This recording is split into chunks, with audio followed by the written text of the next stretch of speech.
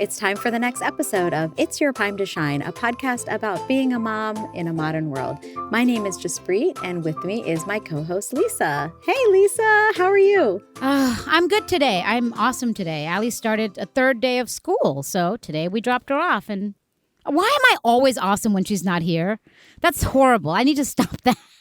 She's going to You're awesome all the time. You're awesome all the time. And you're also awesome when she's not here. Thank you. I hope Alyssa, when she listens to this later in life, is convinced. No, she will be. She will be. I'm going to tell her that we were FaceTiming. I saw your face. You were really sad when she left. And then I had to cheer you up. And then I do that for about 20 minutes before we start the podcast so that you can say that you're actually awesome. All right. As long as that's our story. Oh, my God. Can I tell you about a story from DMV? It's a story. It relates to motherhood because it relates to solidarity between women. Oh, yeah. I love it. Let's hear it. So, DMV in general is just the worst task ever to go into a DMV. And this is the second time we've gone because I won't even get into that story about how the bank and our leasing company is so incompetent that they waited a year before they asked for the title. And our loan had already started, blah, blah, blah. I've been stopped by a cop twice. I've gotten a ticket twice. It's just been horrible, this entire experience trying to get our car registered. Anyway, so I went to DMV yesterday. And I went with the crankiest child ever. Everything that could go wrong had gone wrong before that. So the night before, she woke up at 5. Can I just ask you, potty training, part 2 is actually worse for me. When they wake up in the middle of the night and wake you up to go potty. Do you remember those days? No. Okay, it was that long ago? I'm just kidding. Of course I do. No, it wasn't long ago. That happens now. Oh, wow. Kids wake up, have to go to the bathroom. It's like midnight. And then they're like, Mama, can you do my back squatching? And I'm like, why are you talking like a baby when you're not a baby? Don't try to be cute. Oh. But they are trying to be cute, and they are cute. So I fall for it. So it never ends because I'm trying to find a place where I can say, Allie, just go to the bathroom at night by yourself without waking us up. I guess it's still too soon to do that. Anyway. Yeah, good luck to you. Doesn't she need help wiping and washing her hands? And she actually can wipe for the most part by herself, but she does need help. But she's pretty good. I mean, throughout the day, she's alone. I do have a double assurance, though, because she'll wash her hands and she doesn't want me to be there. But when she's done, I'm like, oh, I know you washed your hands. She goes, yes, I did. And I'm like, just in case, here's some hand sanitizer. So that's my double assurance that she's clean. My single assurance is that hand sanitizer doesn't actually do anything, but okay. We'll talk about that another day. But that's single. I'm talking about the double. So I am to assume that she washed her hands. That's right. And that she did a good, thorough job, right? Oh, God, yes, you're right. That's right. You're right. I have the best way to teach your kids that hand sanitizer is a lie. Seriously? Put glitter on their hands. Uh-huh. And then put a little bit of like baby oil or olive oil on their hands. Okay? Mm-hmm. We have glitter and olive oil now, so sticky glitter basically. Mm-hmm. And then put hand sanitizer on it and see if any of those germs, which is the glitter, comes off their hands. Okay, let me ask you a question. If you go somewhere where there's a porta potty and the only option is hand sanitizer, what do you do the rest of the day? I go to and promptly find another restroom with running water and I go wash my hands. What if there is none? Like there's so many events out there. Where are you living that you can't have access to a bathroom? Oh my God, I went to the local Reston Zoo and all they had was hand sanitizer. I would find a bathroom. All right. Okay, got it. I would find like wherever the closest flamingo like little pool is, I would go in there and be like, I admire your commitment.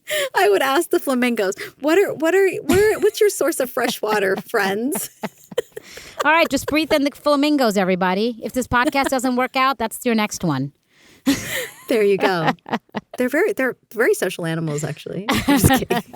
All right. So continuing my story, the night before, she woke up around 5. Every time she wakes up in the middle of the night to go potty, she can't go back to sleep for like 30, 40 minutes. So she woke up at like 5:30 in the morning to go potty. And I usually don't check the time, but I could tell that it was pretty, I could tell the sun was starting to come. And so she went potty. We went back to bed. I knew that she wasn't going to sleep. And I was just praying that she falls asleep in the next 20 minutes. Otherwise, she won't sleep at all because the sun's going to come. Anyway, long story short with that, she didn't sleep that well. She finally fell asleep, but then we had to wake her up half hour later to go to school. And she was cranky all day. So it was the worst day to take her to DMV. That's my point. Anyway, so I took her to DMV. I had the crankiest kid. She was having every tantrum in the world. I was that mom. But I actually just want to share the parts where I felt like I got solidarity with a lot of women, and that was really cool. We were sitting there. You're waiting there for like whatever. It's been over an hour. They have seats in your DMV? That's amazing. This sounds incredible. Yesterday Allie asked me when we walked in. She's like, do they have ice cream here? And I was like, kid, they don't even have Wi-Fi here. You think they have ice cream here?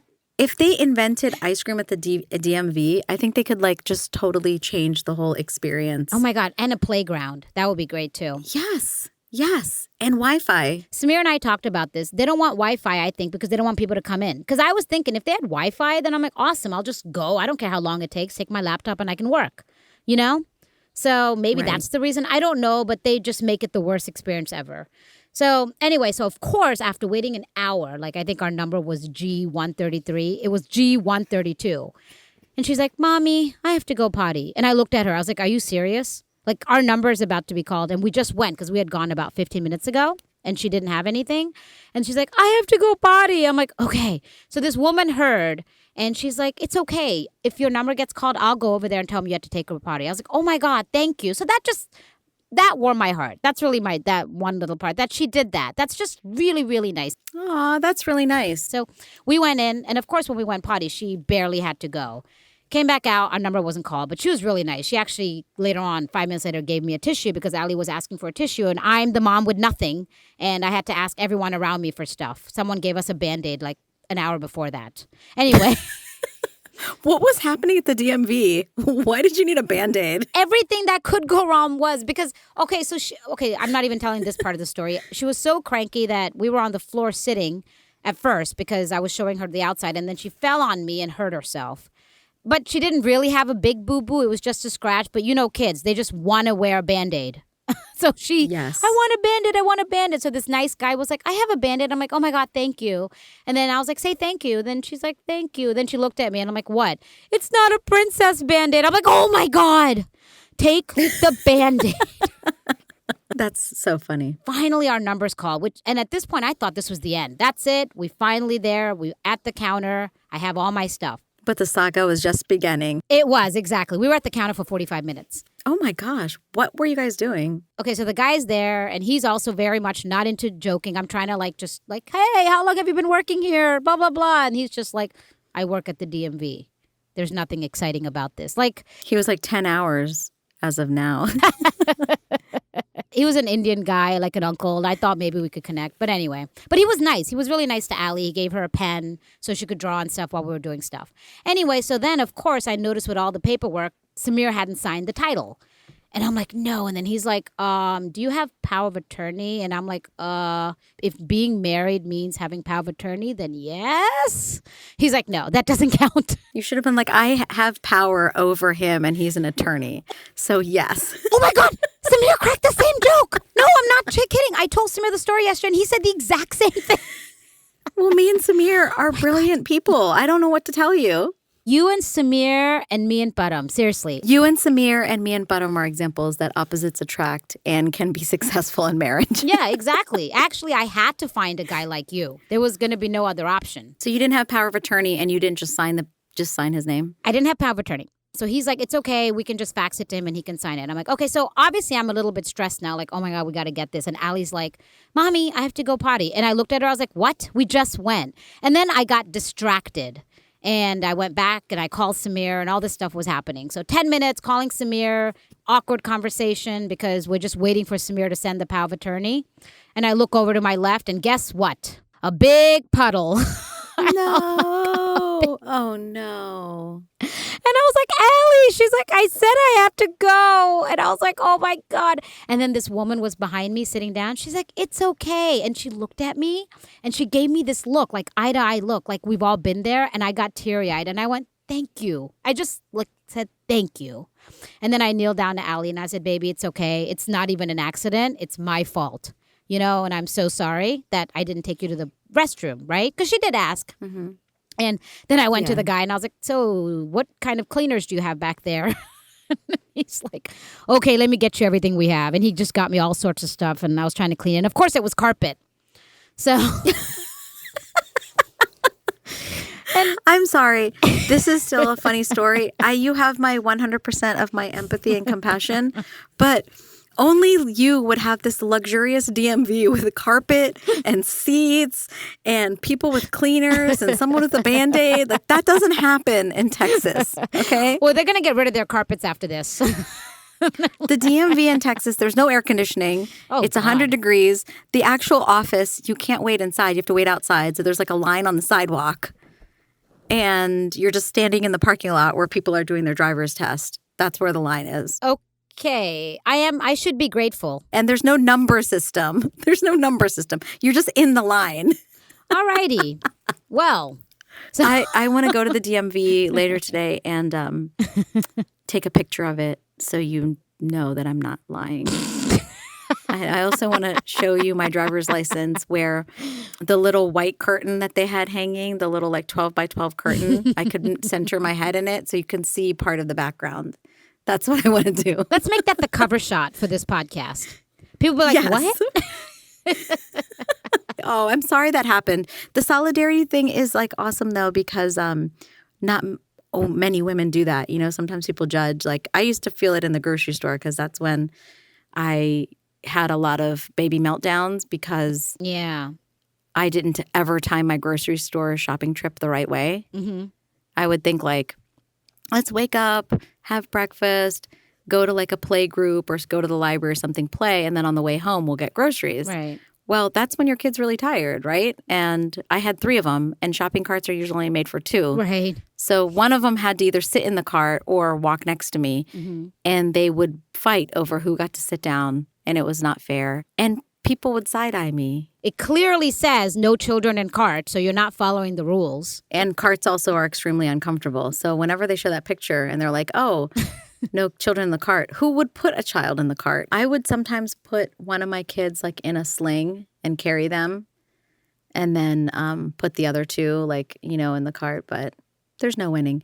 I just, I think it made me stronger because then I started ignoring people and also saying things like haters back off. Yeah, and also you get more confident, right? And you don't allow people to intimidate you. Like, you are not in my shoes right now, you know? Yeah, I think the confidence for me wavered between how the day was going and how my kids were behaving and how I felt. That's true. Because there's vulnerability too, right?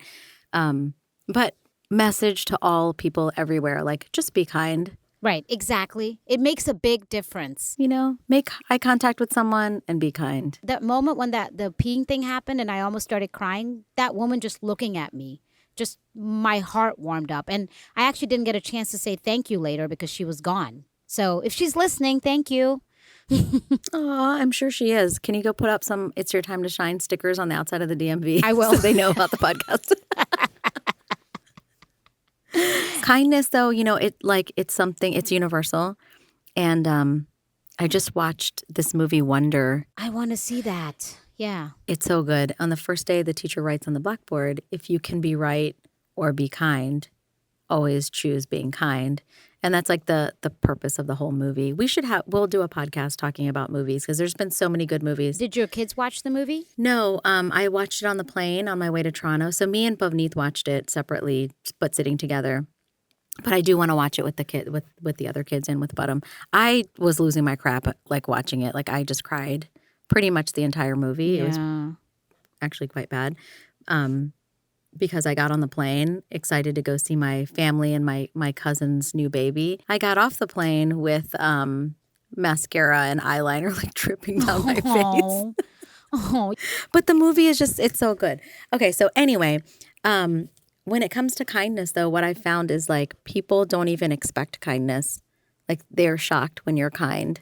And that tells me that there's something wrong, right? You're right. You don't expect people to be kind. You just don't, which is sad. Yeah, I mean, that's the society that we live in. I think we've been conditioned that way. Right. There's this coffee that I'm like kind of mildly addicted to because it's like pretty clean, straight caffeine. Mm-hmm. And it's called this Nitro Brew. And there's like a Starbucks cart at my work that they like drive around.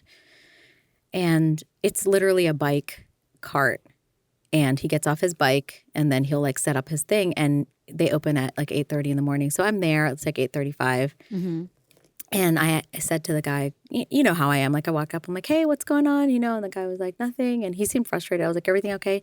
And he was like, this nitrogen tank is like giving me a hard time, but I got to open, you know. Mm-hmm. People don't want to wait he was like, you don't want to be the one between like people and their coffee in the morning. And yeah, no. I was like, oh, I felt for him. And I was like, and I was also like, yeah, that's why I'm here. You know, like I'm thinking in my mind, yeah, that's why I'm here. But also I was like, well, go ahead, just fix it because I'm next in line and I'll wait. Right. And he was like, no, it's okay, ma'am. I'll just help you guys. There's like 3 of us in line and then I'll fix it after. And I was like, but more people will come. And I was like, just fix it. I turned to the women behind me. There's 2 women behind me in line. And I was like, you guys don't mind waiting for a minute, do you? And they probably were like, girl, shut up and get your coffee and get out of the way. We want our coffee. But the public persona sometimes that you have to have at work, they were like, oh, no, that's okay. You know? Oh, yeah, they're not going to say anything. Yeah. they were like, oh, yeah, that's fine. They were like, oh, yeah, we have 3 minutes. You can go ahead. And I was like, okay. But you asking is what makes it okay, right? Because if you don't say anything, then that annoys the people behind. You know? They're just like, it's like, just call it out, please. Then I'll be less annoyed. So yeah. So the guy, you know, he like fixed whatever. It took him like a minute, and then he poured my coffee, and he was like, "Thank you so much, thank you so much." And I was like, "You don't have to thank me. I really like didn't do anything." And he was like, "No, thank you, thank you." He was like, "People don't like to wait, blah blah blah." He was like, "Even my own boss is on me about being set up and ready." And sometimes these tanks, because we're riding in a bike. Mm-hmm. They jiggle around, you know, and they're like have regulators and everything on them. And he was like, they can be very sensitive to like changes in pressure. Mm-hmm. And I was like, makes total sense. Oh, wow, yeah. And I was like, maybe we don't rush the guy with like multiple tanks of chemical gas in his bike to do anything. Yeah, it might be in our best interest. Maybe highly combustible gases, we don't rush that person. Wow, but you see, it's a perspective thing. We never really see things, right? We just see it from our perspective. We're like, oh, I got to get the coffee. I got to get it over here. I got to get this job. Then meanwhile, there's someone serving it, and there's a story there. Yeah, absolutely. Oh, yeah, that's such a great point. But hey, I wanted to ask you. I saw this thing on the Today Show. It says, how long does it take to make a friend? And of course, I'm thinking of you. So here's some of the research. It takes about 40 to 60 hours of time together in the first few weeks after meeting for people to form a casual friendship. So here's the thing.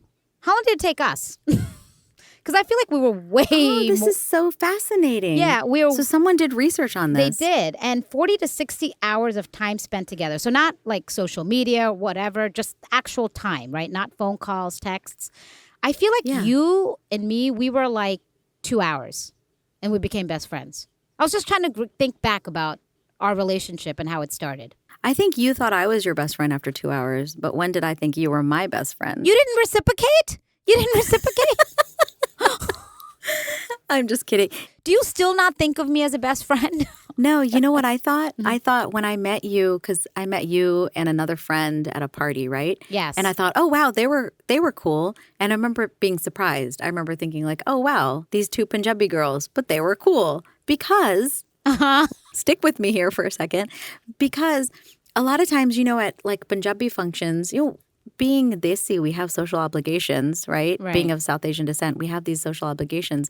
And a lot of people go to them just like, okay, I got to punch the card. Right, yeah. Like I got invited to this, I got to go. Mm-hmm. And so I remember being pleasantly surprised when I met you and met our other friend and thought, oh my gosh, you're really cool. And I think we exchanged numbers that day. I don't remember. We did. Did we? Okay.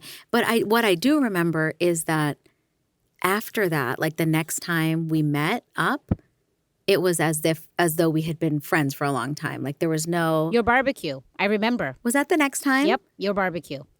Oh, wow.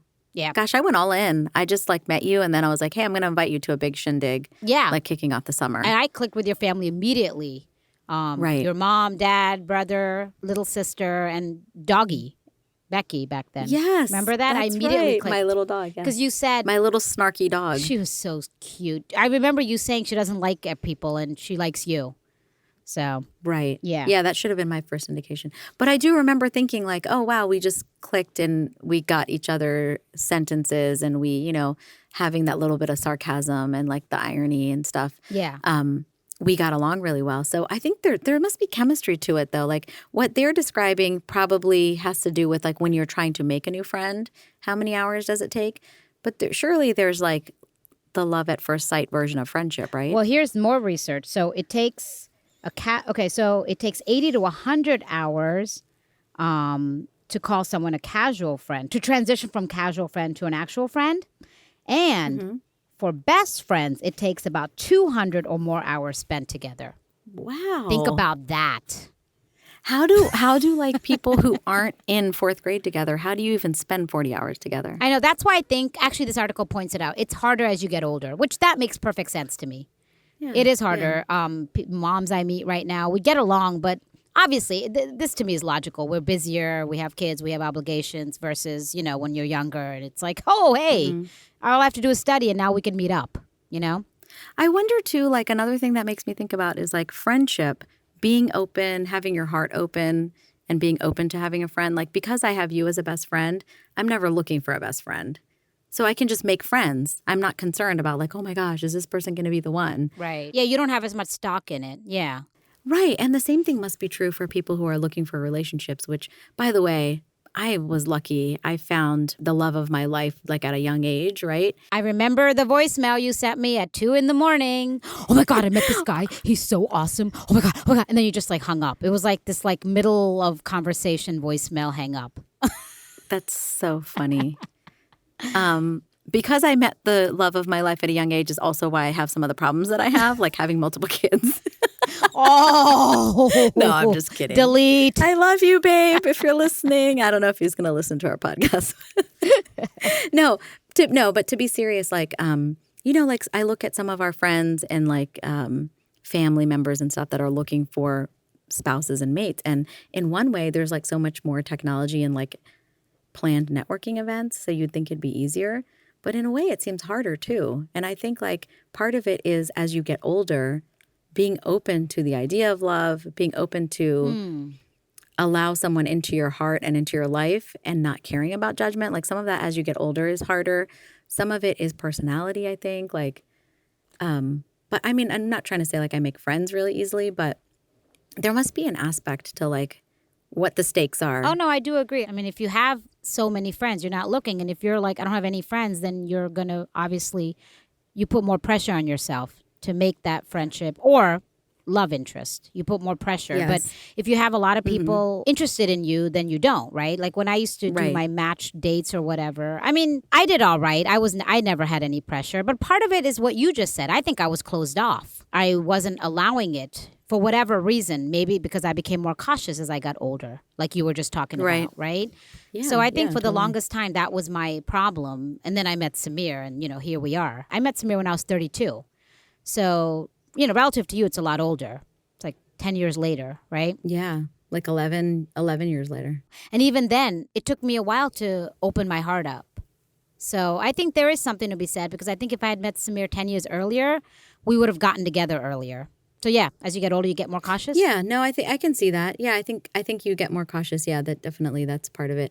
But like bringing it back to our kids, like I never want them to feel that they should only have one friend. Even when they go through, the kids are young, they go through this phase of like, oh, that's my best friend. I still force them to hang out with other friends. I still force them to have play dates and invite other friends. Like, okay, well, even though you don't see this guy anymore, right. I know his mom and we're still going to invite them over and just go to the park and play or go to the movies or something. And I think it's important so that you don't feel that pressure of, I have to somehow figure out how to get this one person to like me. Right. So like when everyone likes you, the confidence is there too. I'm actually going through that with Alyssa as we speak, because she has her best friend there, whom we love. But, they're every day I tell her you have other friends as well. You can play with other people, because the friend is a little dicey and she's very like hot, cold. And I can see how it gets to Alyssa, and it makes her want to impress her even more, So Right. I love that you do that, because I don't know if I was questioning. Well, no, I was questioning whether that's the right thing to do. Like, should I foster that relationship between her and her best friend that's come very early, or should I encourage her to play with other kids? So I try to do both, because I see that what you're saying right now. I actually see that in her eyes, the pressure. Like, will she be cool with me today? Will she not? So. Oh yeah, totally. I mean, it goes into another realm of like having control over your feelings and who Right. can manipulate your feelings and things like that as well. But I mean, just to take, like for many years before I got into my current role, I worked in like supply chain and I did a lot of consulting around that. Mm-hmm. And one of the things that I would often tell my clients is like, you have to diversify. Like what is your primary plan? Don't have exclusive arrangements. What's your backup plan if something were to go wrong? And it helps you maintain leverage. Like in business, Yes. it helps you maintain leverage to know that there are many options. And I think the same thing is true in friendship. And I'm not trying to make friendship a commodity by any means, but I think there are some like correlations between the examples. Yes, we need to diversify. Yes, it's good for stock market, friendship, and breakfast options. I'm going to have this podcast with other people now. So I saw this funny like icebreaker question. I want to ask you this. Okay. If you had 25 hours in a day, but everyone else had 24 hours in a day, what would you do with that extra hour? Gosh, would it be between sleep or TV? It'd be one of the two. That's my girl. I was like, my first thing was sleep. And then I was like, ooh, but you could binge something. Yeah, see? You could binge watch. And then my third thought was like, oh, I could like do yoga or meditate or something that I don't know. I often have to cut out. I could bring it back in. Yeah, see, I won't. TV's the big thing I cut out. So it would be TV. I would even say read a book, but that's just me trying to be like, look at me, I'm reading. I'd pick TV. So That's so funny. one extra hour of TV every day, I would be all caught up too. Yeah, totally. Yeah, that's true. All right. One of the things maybe we should take away from the research is like we can still get to know each other. We'll start asking each other these wacky questions and put that towards our 40 to 60 hours of maintaining best friendship time. Let's do that. Every week, we're going to ask a wacky question. I'm going to ask you next time. Oh, awesome. Okay, that sounds exciting. Can you tell me the question ahead of time? Nope. No cheating. And it's going to be hard. It's going to be about substance P. I know about substance P. That one's easy for I me. know. I'm just kidding. You helped me ace that test. Yes. That's right. Oh my gosh, good old days. Hey, one of the things that I've been loving in the comments and feedback we've been getting about the podcast is people asking us if our podcast is scripted. And the reason that I love that question is that maybe we're not doing such a terrible job at talking and talking about different topics. So I thought we could address that this time. Wait, what? Jaspreet is awesome. She is the best. I'm sorry, Jess, what did you want me to say again? You're so terrible. Yes. No, yes. So listeners who are out there, it's not scripted, as you can tell from Lisa's terrible jokes. Wah, wah, wah. Jokes aside, nothing is scripted at all. Thank you, listeners, for such positive feedback. We love doing it, and it's just natural. It's like us just having a conversation. It's actually how we started, right? We're just like always talking on the phone, and we're like, why don't we start recording these conversations? Yeah, and recording them, sharing them with others. And we don't want the conversation to end here, so keep sending us your emails, your feedback, tweet us, send us comments. I love that we get a lot of direct messages because that start out like, I don't normally write to people, but I love that. I love being outside the norm. Let's come back to the solidarity because it is the purpose of the podcast. It is the purpose of life in some ways that we just make that connection. We're kind to one another and that we can express solidarity and let others like, hey, you're not alone. I've always been a big proponent of you never know what another person's going through and to be there for them, even if it's just the Starbucks guy or if it's just the lady who's having a bad day at the DMV whose baby just peed on the carpet. I mean, a little goes a long way. Definitely. Solidarity, sister. Thank you. And so with that, let's wrap up this episode of It's Your Time to Shine. We'll talk to you again soon.